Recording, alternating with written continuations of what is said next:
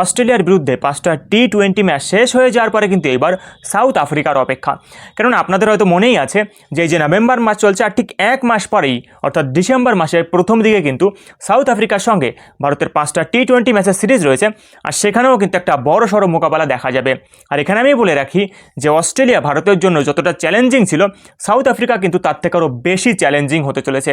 কেননা এই south Africa কিন্তু 2024 সালের টি-20 ওয়ার্ল্ড কাপে একটা ম্যাচও হারেনি। গ্রুপ স্টেজে, সুপার 8-এ এবং সেমিফাইনালে প্রত্যেকটা ম্যাচ জয় করে যখন তারা ফাইনালে পৌঁছেছিল, সেখানে কিন্তু ভারত তাদেরকে হারিয়ে দিয়ে ট্রফিটা ছিনিয়ে নিয়েছিল। আর ঠিক সেই কারণেই কিন্তু এখানে সাউথ আফ্রিকার জন্য ভারত সবথেকে বড় চ্যালেঞ্জ যে আগামীতে যে ওয়ার্ল্ড কাপটা হবে সেই ওয়ার্ল্ড কাপের জন্য। আর তাই এখানে সাউথ আফ্রিকার দল কিন্তু জোরসোর করেই প্রিপারেশন শুরু করে দিয়েছে যাতে এইবারের ওয়ার্ল্ড কাপে ভারতের মোকাবেলা করা যায়। তাই মোট মিলিয়ে ভারত এবং সাউথ আফ্রিকার মধ্যকার এই যে 5টা ম্যাচের টি-20 সিরিজ আগামী ডিসেম্বর মাসে হতে চলেছে, সেটা সম্ভবত সবথেকে বেশি রোমাঞ্চকর ম্যাচ হয়ে উঠবে টি-20 ওয়ার্ল্ড কাপ শুরু হওয়ার আগে। আর এখানে আমি জানিয়ে রাখি যে অস্ট্রেলিয়ার বিরুদ্ধে কিন্তু ভারতের একটা বড়সড় রেকর্ড রয়েছে, তবে সেই রেকর্ডগুলো কিন্তু সাউথ আফ্রিকার বিরুদ্ধে নেই। আসলে এখানে ব্যাপারটা হয়েছে যে এই যে অস্ট্রেলিয়ার বিরুদ্ধে ভারত যে 5টা টি-20 ম্যাচের সিরিজটা জিতে নিল, এটা কিন্তু প্রথমবার নয়। এর আগে 17 বছর ধরে যতবার ভারতীয় দল অস্ট্রেলিয়াতে টি-20 সিরিজ খেলতে গেছে, ঠিক ততবারই কিন্তু ভারতীয় দল হয় এখানে জিতে এসেছে, নাহলে কোনো ক্রমে অস্ট্রেলিয়া কিন্তু সেই সিরিজটা ড্র করে নিয়েছে। অর্থাৎ অস্ট্রেলিয়ার বিরুদ্ধে ভারতের কাছে কিন্তু 17 বছর ধরে আনবিটেন থাকার রেকর্ড রয়েছে, তাও আবার অস্ট্রেলিয়ার মাটিতে। অথচ অন্যদিকে সাউথ আফ্রিকার বিরুদ্ধে কিন্তু ভারতের এরকম কোনো রেকর্ডই নেই। এখানেও আমি বলে রাখি যে সাউথ আফ্রিকাতেও কিন্তু ভারত অনেকবার খেলতে গিয়েছে, তবে কোনোবার ম্যাচটা হয়তো ড্র হয়েছে, হয়তো ভারত জিতে গেছে, কিংবা কখনো কখনো সাউথ আফ্রিকা ভারতকে পরাজিত করেছে। আর ঠিক একই রকম অবস্থা কিন্তু ভারতের মাটিতেও যতগুলো সাউথ আফ্রিকার বিরুদ্ধে টি-20 সিরিজ খেলা হয়েছে, সেখানেও কিন্তু একই রকম ঘটনা ঘটেছে, কখনো সাউথ আফ্রিকা জিতেছে কিংবা ভারত সিরিজটা জিতে গিয়েছে। অর্থাৎ মোট মিলিয়ে এই দুটো দল কিন্তু এবার সমানে সমানে টক্কর দিতে চলেছে। যদিও যদি বিচার বিবেচনা করা হয় তাহলে কিন্তু ভারতের পাল্লাটাই সবসময় ভারীই থাকবে।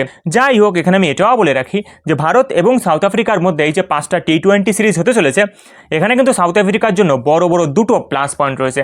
প্রথমত, এখানে সাউথ আফ্রিকা দুজন ফাস্ট বোলার রাভারা এবং নর্টজে তারা কিন্তু রীতিমতো ফর্মে রয়েছেন, এবং এই দুজন বোলারকে যখন ইনিংস শুরু হওয়ার প্রথম দিকে বল করতে দেওয়া হয়, তখন তাদের বলগুলোতে কিন্তু সিম মুভমেন্ট যেমন দেখা যায় এবং তার পাশাপাশি বাউন্সও কিন্তু থাকে। অথচ অন্যদিকে এই বোলারদের দিয়েই যখন ডেথ ওভারে বল করানো হবে, অর্থাৎ 18 কিংবা 19 ওভার বল করানো হবে, তখন কিন্তু তাদের বলগুলো একদম পিন পয়েন্ট ইয়র্কার হয়, এবং এর পাশাপাশি বলগুলো কিন্তু তারা অনেকটা স্লো করেন। অর্থাৎ মোট মিলিয়ে ইনিংস শুরু হওয়ার সময় তারা ওপেনার ব্যাটসম্যানকে চাপে রাখার জন্য কিন্তু একরকমভাবে বল করেন, আবার অন্যদিকে যখন ইনিংসটা শেষের পথে তখন যাতে রানটা কন্ট্রোল করা যায়, সেই সময়টাতে কিন্তু তারা বলের ধরনটাই বদলে ফেলেন। শুধু তাই নয়, এখানে দ্বিতীয় পয়েন্টটা হচ্ছে যে হেনরি ক্লাসন, ডেভিড মিলার এবং মাকরানের মতো বড় বড় ব্যাটসম্যান যারা টি-20তে বিশ্ববিখ্যাত, তারা কিন্তু এই সাউথ আফ্রিকার দলেই খেলেন, এবং তাদেরকে কিন্তু শুরু থেকেই কন্ট্রোল করাটা জরুরি। কেননা তারা যদি একবার এখানে ব্যাট করতে গিয়ে সেট হয়ে যান, তাহলে বিপক্ষ দলের পক্ষে কিন্তু সাউথ আফ্রিকাকে আটকানো অনেকটা মুশকিল হয়ে দাঁড়াবে। যদিও এখানে আমি বলে রাখি যে এক্ষেত্রে কিন্তু ভারতের কাছেও একটা প্লাস পয়েন্ট রয়েছে, যেটা সাউথ আফ্রিকার জন্য সবথেকে বড় চিন্তার বিষয়। আর সেই প্লাস পয়েন্টটা হলো ভারতের একজন স্পিন বোলার এবং আরেকজন ফাস্ট বোলার।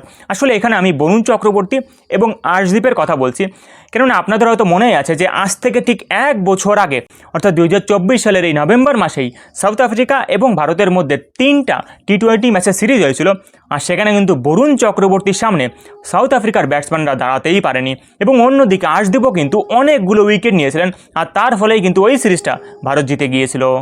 এখানে আপনি শুনলে সত্যিই চমকে যাবেন যে ওই 3টা ম্যাচের টি-20 সিরিজে বরুণ চক্রবর্তী একাই 9টা উইকেট নিয়েছিলেন, এবং অন্যদিকে আর্শদীপ কিন্তু একা 7টা উইকেট তুলেছিলেন। তাই এই দুজন বোলারের সামনে কিন্তু সাউথ আফ্রিকার ব্যাটসম্যানরা অনেকটা চাপের মধ্যে পড়ে যান, এবং এই ফ্যাক্টরকে কাজে লাগিয়েই ভারত কিন্তু এই যে 5টা টি-20 ম্যাচের সিরিজ হবে, সেখানে সাউথ আফ্রিকাকে বিট করতে পারে। শুধু তাই নয়, ওয়ার্ল্ড কাপেও কিন্তু এই দুজন প্লেয়ারকে টিমের মধ্যে জায়গা করে দিয়ে সাউথ আফ্রিকার পাশাপাশি অন্য যারা দল রয়েছে তাদেরকেও চাপের মধ্যে রাখা যাবে।